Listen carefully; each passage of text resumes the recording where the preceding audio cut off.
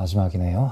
헤어질 생각을 하니까 참 서운합니다. 사실 이게 할 얘기가 되게 많은데 핵심만 말씀드릴게요. 보통 운과 실력 이런 얘기 많이 하잖아요. 이 얘기의 기본 뉘앙스는 그런 거죠. 한쪽에 운이 있고 한쪽에 실력이 있고 어떤 결과가 나왔을 때 이게 운이냐 실력이냐, 그래서 운과 실력을 좀 대립되는 대등한 관계, 이렇게 보는 관점이 많아요. 자, 주사위 게임을 한다라고 했을 때, 주사위를 던졌을 때 6이 나오면 돈을 벌고 1이 나오면 돈을 잃었다. 근데 6이 나왔다. 주사위 던져서 6이 나왔다. 이건 운이 좋아서다 라고 모두 동의할 수 있겠죠. 물론 어떤 사람은 막 어떤 신의 스킬을 가지고 있어가지고 6이 계속 나오게 인위적으로 할 수 있겠지만, 일단 그런 사람 빼고, 일단 저는 그런 능력이 없습니다. 시스템의 정의상 주사위 눈금, 각 눈금이 나올 확률이 동일하다라고 했을 때, 그럼 거기서 주사위 던져서 눈금 6이 나왔다.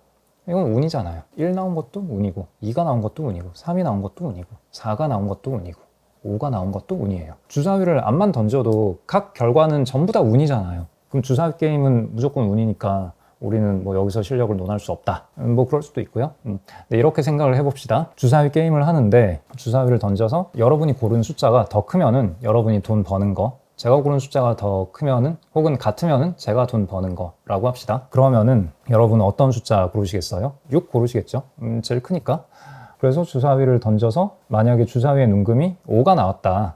그러면은 6을 고른 여러분은 돈을 벌고 1, 2, 3, 4까지는 이제 제가 이긴 거죠. 그렇게 되는 건데, 근데 만약에 주사위를 던져서 4가 나왔다. 그러면 5나 6을 고른 분들이 돈을 버는 거고, 던져서 3이 나왔다. 그러면 4, 5, 6 고른 분들이 돈을 버는 거예요. 그럼 여기서 어떤 숫자를 고르는 게 여러분이 하는 의사결정인데, 혹은 이 게임에 참여하겠다라는 게 여러분의 의사결정이잖아요. 만약에 주사위 눈금이 1이 나와서 2, 3, 4, 5, 6을 고른 5명이 모두 돈을 벌었다 하더라도 이 2를 고른 사람과 6을 고른 사람 사이의 의사결정이 동일하다라고 볼 수 있나요? 결과는 돈을 번 걸로 동일하게 나왔죠. 주사위 던져서 1이 나왔으니까. 결과는 동일한데 그들의 의사결정 과정은 뭔가가 달랐잖아요. 누가 더 합리적인, 누가 더 유리한 의사결정을 한 거죠? 6을 고른 사람이 유리한 의사결정을 한 거죠. 일어나지 않은 사건, 주사위를 던졌을 때 1이 나왔을 수도 있고 3이 나왔을 수도 있고 6이 나왔을 수도 있죠. 일어나지 않은 그 수많은 사건들에 대해서 우리는 상상을 해볼 수가 있고, 상상해본 여러 가지 사건에서 돈을 버는 케이스가 더 많은 사람, 돈을 더 많이 번 사람, 그런 사람이 더 실력이 좋은 사람이다 라고 할 수 있지 않을까요? 자, 의사결정 과정에서 이 앞으로 일어날 수 있는 미래에 대해서 충분히 잘 추론을 했는가, 거기에서 유리한 확률인가, 유리한 확률인 거를 추론을 하고, 그 다음에 그걸로만 끝나면 안 되죠. 아무리 유리한 확률이라 하더라도 그래도 주사위 눈금이 1이 나올 수 있잖아요. 그러면은 이 게임을 한 번 하는 것보다는 100번 하는 게 더 유리할 수 있죠. 그러면은 내가 결국 이기고 집에 갈 확률이 높아지니까요. 근데 여기에서 또 더하기, 내 손실 한도 이내인가. 만약에 한 번에 막 1000만 원씩 베팅하면서 100번 베팅했다. 그러면 최대 막 10억 잃어버릴 수 있잖아요. 근데 10억이 나한테 아무것도 아닌 돈이면 상관이 없는데 10억이 내 전 재산보다 더 큰 돈이면은 이런 베팅하면 안 되죠.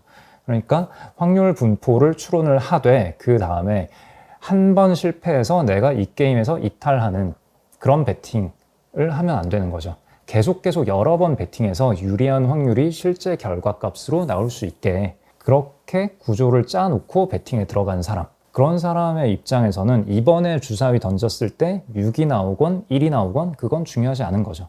주사위를 던지는 시점에 이미 실력은 결정이 돼 있는 거죠. 이해되시나요? 주사위를 던질 때 이미 실력, 어떻게 판을 짜고 이 판에 들어왔는가, 거기에서, 그러니까 이 판에 대해서 내가 잘 이해하고 베팅 금액 관리 잘 하고 그걸 잘 이해하고 들어온 사람은 주사위 눈금이 1이 나오건 6이 나오건 상관이 없는 거예요. 어쨌거나 결국 이기는 게임이 되는 거예요. 그리고 잘못될 수도 있죠. 잘못됐다라는 거는 내가 이 판에 대해서 잘 이해를 못했거나, 혹은 단일한 게임에 대해서 너무 많은 금액을 베팅해서 리스크 한도를 초과한 베팅을 했거나, 그러면 잘못되는 거죠. 결국 다시 말해서 또 의사결정 과정이 뭔가 잘못된 거고, 그럼 내가 이 판을 잘못 읽었구나 라고 드러났으면은, 그러면 내가 생각하는 세계관을 또 바꿔주면 되죠.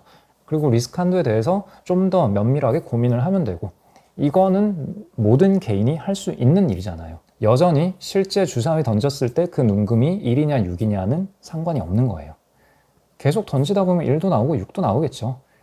1 나왔을 때 1코 6 나왔을 때 벌면 돼요.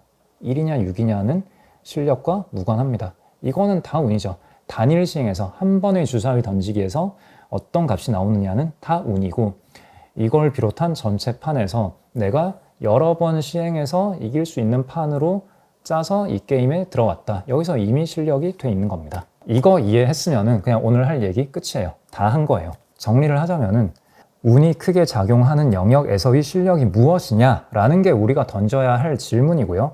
여기에서의 답은 의사결정 과정이 중요하다라는 거예요. 결정론적 사고는 판단을 잘못했기 때문에 나쁜 결과가 나왔다. 다시 말해서 이 주사위 눈금이 1이 나온 이유는 뭔가가 잘못됐기 때문에 주사위가 1이 나온 거예요. 라는 식의 사고법, 이게 결정론적 사고예요. 제가 하고자 하는 얘기는 확률론적 사고입니다. 결과는 나빴지만 판단은 잘못되지 않았다. 주사위 눈금이 1 나왔지만 상관없는 거야. 나는 이기는 게임을 하고 있는 거야. 자, 주사위 다음 거 또 던져. 이렇게 할 수 있는 거. 이게 확률론적 사고이고요. 확률론적 사고를 둘로 쪼개서 얘기를 하자면은 지금 이 배팅이 나에게 유리한 확률인가? 그 다음에 이번 배팅의 실패로 게임에서 이탈할 정도의 타격을 입을 수 있는가? 그러니까 이번에 지더라도 다음 게임 또 할 수 있냐? 그 두 개 해놓고 게임에 들어갔으면은 이기는 게임을 하는 중이다 라는 얘기인 거죠. 공식으로 얘기를 해보자면 실력이라 함은 유리한 확률 분포 곱하기 다수 시행인 겁니다. 이게 실력이에요. 손자병법에서 선승구전이라는 얘기가 나와요. 이겨놓고 게임을 시작한다라는 거죠. 이겨놓고 전쟁을 시작한다. 포커 이론에 이런 말이 나와요. 유리한 확률에서 베팅을 했다면은, 그러면은 이 베팅에서 이겼든 졌든 간에 당신은 뭔가 얻은 거다. 그리고 불리한 확률에서 베팅을 했다면은 같은 의미로 그 게임에서 이겼든 졌든 당신은 뭔가 잃어버린 거다. 이게 포커 이론에서 나오는 얘기입니다. 워런 버핏이 비슷한 얘기를 해요. 지난번에 버핏 때 얘기한 겁니다. 인베스트먼트 투자의 첫 번째 룰은 잃어버리지 않는다는 거고, 두 번째 룰은 첫 번째 룰을 잊어버리지 않는다는 겁니다. 근데 돈을 잃어버리지 않는다는 게 뭐냐면은 가치보다 되게 싼 가격에 묶음으로 여러 개를 사서 가지고 있는 거. 그러면은 당신은 돈을 잃지 않는 겁니다. 라고 얘기를 하고요. 찰리 먼거가 이런 얘기를 하죠. 우리가 찾아다니는 거는 가격이 잘못 매겨진 갬블링을 찾아다니는 겁니다. 그게 우리가 하는 일의 다입니다. 라고 얘기를 해요. 갬블링이 그냥 도박이다, 투기다, 나쁜 거고, 투자는 건전한 거고, 뭐 이런 얘기 하시는 분들 많이 있는데, 저는 이게 투자와 투기라는 용어를 쓰면은 굉장히 많은 게 헷갈려진다라고 생각합니다. 포커 같은 도박에도 확률적인 요소가 존재하고, 중요한 거는 확률적인 사고를 하느냐 아니냐라는 거고, 이 얘기는 워런 버핏, 찰리 먼거, 조지 소로스, 필립 피셔 모든 사람이 공유하는 사고 방식입니다. 쉽게 말해서 이거예요. 일단은 요 두 개를 구분하는 거죠. 이거는 위아래 비슷하잖아요. 이런 건 베팅 안 하고, 요거는 위아래 비대칭적이잖아요. 비대칭적인 것 찾아서 베팅을 하되 이거 하나만 하지 말고 여러 개 나눠서 묶음으로 해라. 이게 답니다. 이게 투자 의사결정이 답니다. 여기서 조금 더 들어가 보자면은, 자, 그래서 개별 기업 볼 때 어떻게 하냐, 펀더멘탈 좋으냐 나쁘냐, 기분 좋으냐 나쁘냐, 이렇게 했을 때 각각의 상황에서 어느 정도의 가격을 투자자들이 부여할 것이냐, 뭐 이런 식으로 볼 수 있죠. 뭐 이렇게만 볼 건 아니에요. 이 축 구조는 각자 다르게 할 수 있어요. 다양한 시나리오를 고려해 보자라는 거고, 그래서 현재 시총 1200억이고 예상 순이익 120억일 때 PER 10배인데, 그러면 펀더멘탈 나빠지고 기분 나빠졌을 때 시총 800억이 될 수도 있고, 펀더멘탈 좋고 기분이 좋을 때 시총 1800억 될 수도 있고, 아니면 펀더멘탈 좋고 기분이 안 좋을 수도 있잖아요. 그때 시총 1200억. 펀더멘탈 나쁘고 기분이 좋을 때, 그럴 때 시총 1200억. 뭐 이런 식으로 미래가 분포하지 않겠냐라는 거예요. 근데 이런 얘기하면 이 각각에 대해서 적정 PER 이런 거 어떻게 구해요? 질문 많이 주시는데, 이건 구하는 게 아니라 그냥 성실하게 꾸준히 지금까지 시장이 어떻게 굴러왔는지 그냥 잘 자료 수집하시면 됩니다. 어떤 섹터별로 뭐 과거에 분위기 좋을 때 PER 얼마까지 높게 줬는지, 분위기 안 좋을 때 PER 얼마까지 낮게 줬는지. 예를 들어서 휴대폰 부품이다. 분위기 좋을 때도 10배 넘어가기 어려워요, PER. 근데 분위기 안 좋을 때는 6배, 4배도 돼요. 아니면 뭐 플랫폼 회사다. 뭐 분위기 좋을 때 40배, 60배 뭐 이렇게도 가죠. 분위기 안 좋을 때 15배, 12배? 근데 그 밑으로는 잘 안 떨어지죠. 뭐 이런 식이에요. 자동차 회사, 그냥 전통적인 자동차를 만든다. 그러면 PER 한 4배, 6배 이렇게 왔다 갔다 하죠. 자동차 부품 마찬가지고요. 근데 거기에서 배터리 자동차 부품이잖아요. 근데 전기차가 커지면서 어마어마한 성장 기대감이 있잖아요. 그러면 40배, 60배 하는 거고요.